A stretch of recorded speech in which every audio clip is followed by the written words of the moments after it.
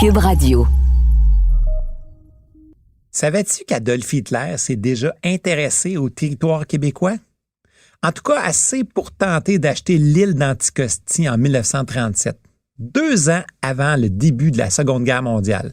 Heureusement, sans succès. De 1939 à 1945, cette guerre a bouleversé très directement la vie des Canadiens. Évidemment, au plan militaire, mais aussi au plan civil. Peux-tu imaginer des prisonniers allemands qui font pousser du blé dans la région de Sherbrooke? Le trésor du gouvernement britannique caché au centre-ville de Montréal? Des restes alimentaires transformés pour fabriquer des bombes? J'ai comme l'impression qu'on ne réalise pas toujours que la Seconde Guerre mondiale s'est aussi vécue ici, au Canada.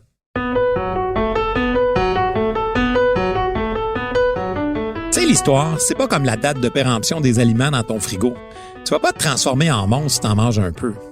Puis bien souvent, tu te rends compte que ça peut être vraiment le fun. Ici Martin Landry, je suis professeur d'histoire.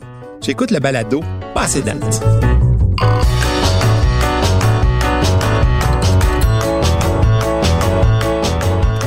Aujourd'hui, le thème de l'épisode, 39-45, des plus petits aux plus grands, on n'était pas des figurants. C'est le 10 septembre 1939 que le Canada entre officiellement en guerre contre l'Allemagne nazie d'Adolf Hitler. Contrairement à la Première Guerre mondiale, le Parlement canadien va voter sa propre déclaration de guerre à l'Allemagne. Tu sais que c'est plus d'1 million de Canadiens et de Terre-Neuviens, parce que Terre-Neuve est toujours en 1939 une colonie britannique, qui vont servir dans l'armée. Cet effort de guerre est d'autant plus remarquable que le Canada est constitué à l'époque d'une population de seulement 11 millions d'habitants. La proportion est gigantesque. Quand on pense à ce terrible conflit, on a bien souvent les mêmes images stéréotypées en tête, comme celle du débarquement de Normandie. Mais il ne faut pas oublier, cette guerre mondiale, c'est beaucoup plus que la journée du 6 juin sur les plages françaises.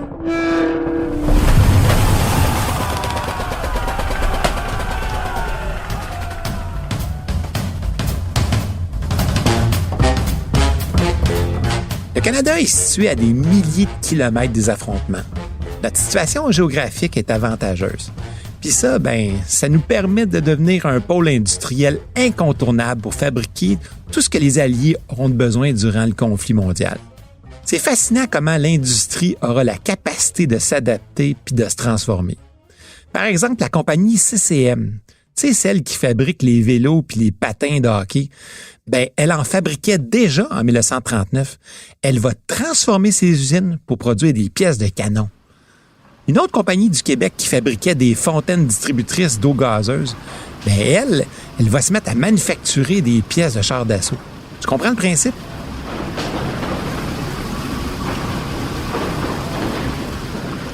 Au cœur de cette opération de transformation industrielle se trouve un homme fort important, C.D. Howe, le ministre des Munitions et des Approvisionnements. Cet homme-là contrôlait tous les aspects de la production de guerre. D'une certaine manière, son ministère était l'une des plus grandes entreprises au monde. Il coordonnait tous les achats du Canada, puis même de nombreux pays alliés. Hangar numéro 2, véhicules militaires, munitions, avions, canons et armes. Hangar numéro 8, chars et navires, uniformes, parachutes et fournitures pour les hôpitaux. Bref, le Canada devient un magasin général pour la guerre. OK. Pendant le conflit, au fur et à mesure que les hommes vont s'enrôler, les femmes célibataires vont être invitées à les remplacer. On les retrouve massivement dans les usines pour créer toutes sortes de pièces essentielles à la production de guerre. Elles peuvent être mécaniciennes, électriciennes et même soudeuses.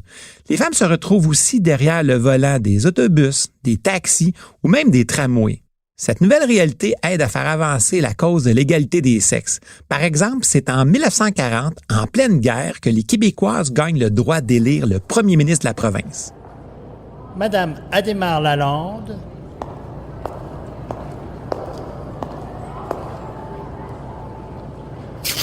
A voté. Suivante. Savais-tu que toujours en 1940, on a rendu un fier service à la Grande-Bretagne? Comment? En cachant des millions de livres sterling appartenant aux Anglais, ici, à Montréal. Le premier ministre britannique Winston Churchill va faire transférer des réserves d'or et des titres étrangers de la Banque d'Angleterre au Canada. Alors que l'océan Atlantique est infesté de sous-marins allemands, le trésor a été transféré dans le plus grand secret. Comment? On a dissimulé la fameuse cargaison dans de fausses caisses de poissons. L'opération Fish a été un succès. Les bateaux ont traversé l'océan sans embûche.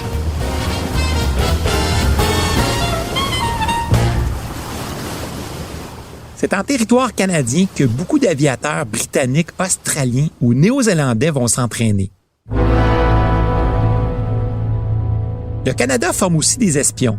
Tu connais sûrement le plus célèbre des espions du cinéma. Son nom est Bond, James Bond. Son créateur, Ian Fleming, était lui-même un espion pendant la guerre. Et Fleming a passé beaucoup de temps au Canada à apprendre les rudiments de l'espionnage.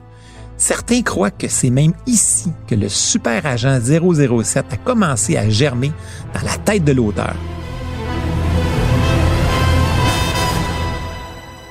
Savais-tu qu'on a ouvert des camps de prisonniers de guerre ici au pays? Oui, et 10 d'entre eux étaient situés au Québec. Il y avait par exemple un camp en Estrie. De nombreux prisonniers vont être mis à contribution et travailler dans des fermes de la région. En fait, vers la fin de la guerre, le Canada détenait plus de 34 000 prisonniers allemands. C'est quand même énorme. Ça, c'est presque 200 belles de prisonniers. Certains étaient même des hauts gradés nazis. Même si on se sentait en sécurité au Canada, probablement parce que l'ennemi était supposément bien loin de l'autre côté de l'Atlantique, ce sentiment de sécurité a été vraiment ébranlé en 1942. On sait que cette année-là, des sous-marins allemands se sont introduits sur le territoire québécois. Oui, des vrais U-boats ont pénétré silencieusement dans les eaux du fleuve Saint-Laurent. Ils ont espionné, puis ils ont même torpillé 20 navires, dont au moins un à moins de 300 km de Québec. C'est fou, là.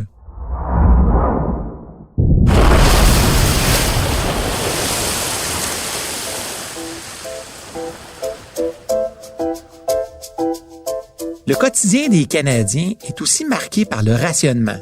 Viande, produits laitiers, sucre, café, essence.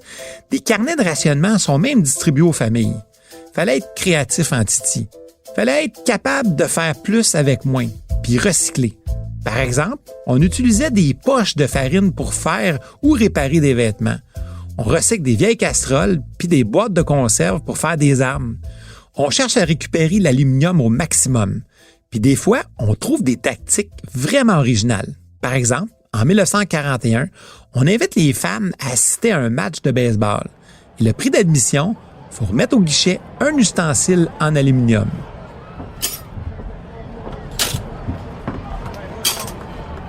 Le caoutchouc, bien, ça servait aussi à l'effort de guerre. Dans les ruelles, souvent, les jeunes joueurs de hockey doivent utiliser une crotte gelée pour remplacer la rondelle habituelle. La propagande du ministère de la Guerre encourage aussi le recyclage de certains aliments. Par exemple, les os pour faire de la colle, la graisse pour fabriquer des munitions. On peut même lire qu'avec 1 livre de graisse, on pouvait produire assez de glycérine pour tirer 150 balles de fusil.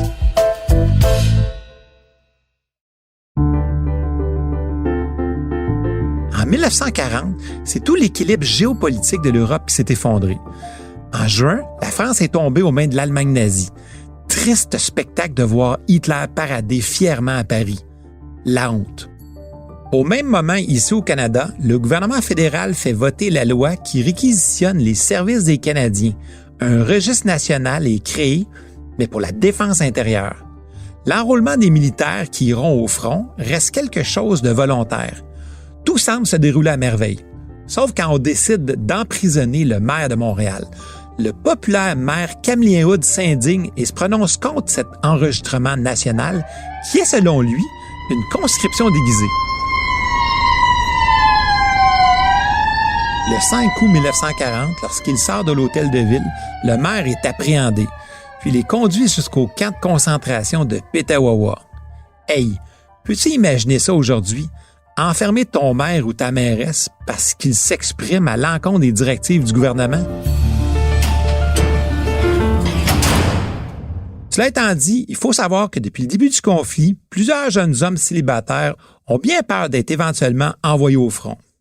Puisque les hommes mariés étaient exclus de la sélection, on assiste alors à une véritable course au mariage, à tel point que les prêtres vont être incapables de répondre à la demande. On a même dû organiser des mariages de groupe au Parc Jory de Montréal pour marier tout ce monde-là. Vous voilà unis par les liens sacrés du mariage. Vous êtes maintenant mari et femme. Au suivant! Circulez, je vous embrasserai la mariée derrière.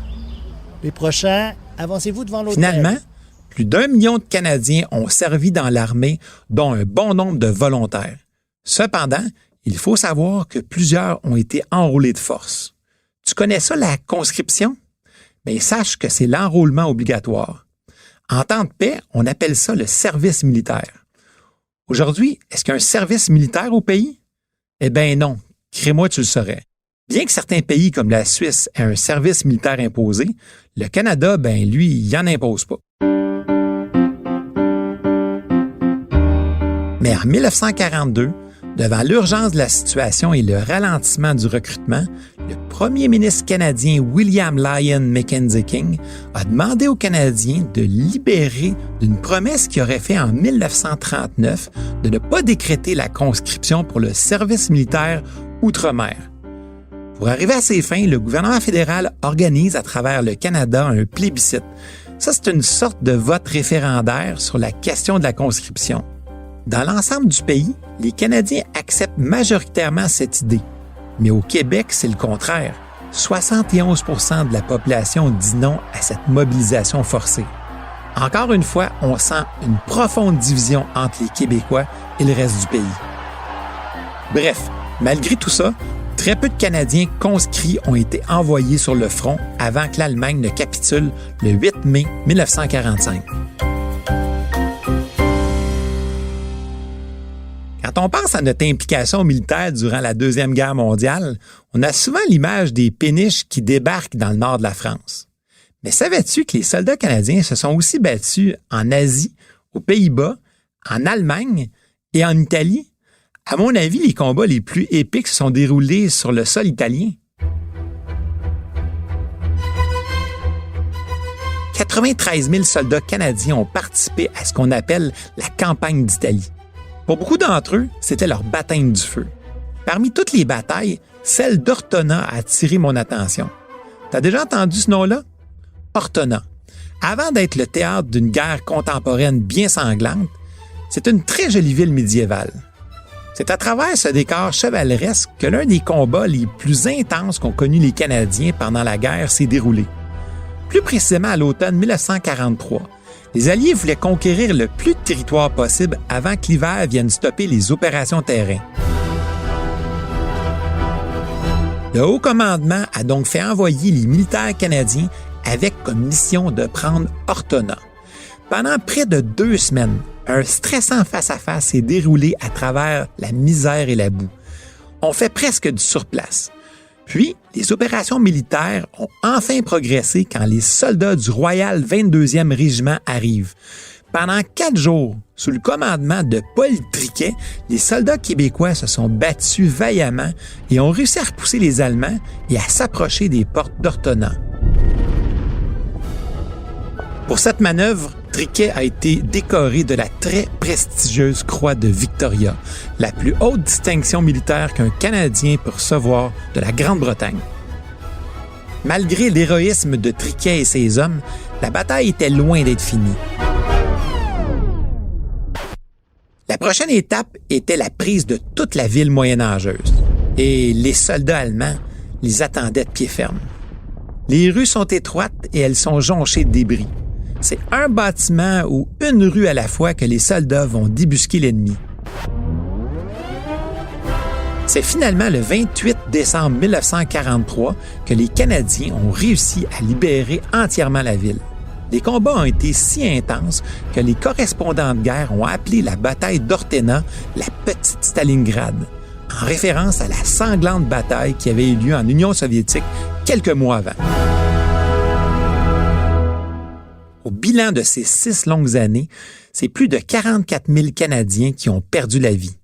Une boucherie qui tuera 60 millions d'humains, dont la majorité étaient des civils.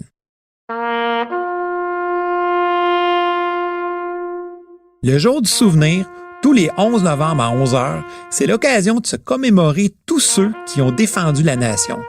Oui, bien sûr, se rappeler des vétérans, mais aussi ceux et celles qui se sont tenus debout pour défendre leurs valeurs contre l'agression fasciste.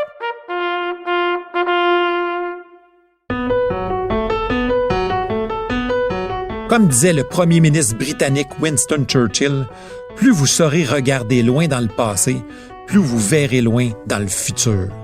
Je te donne rendez-vous au prochain épisode. Salut!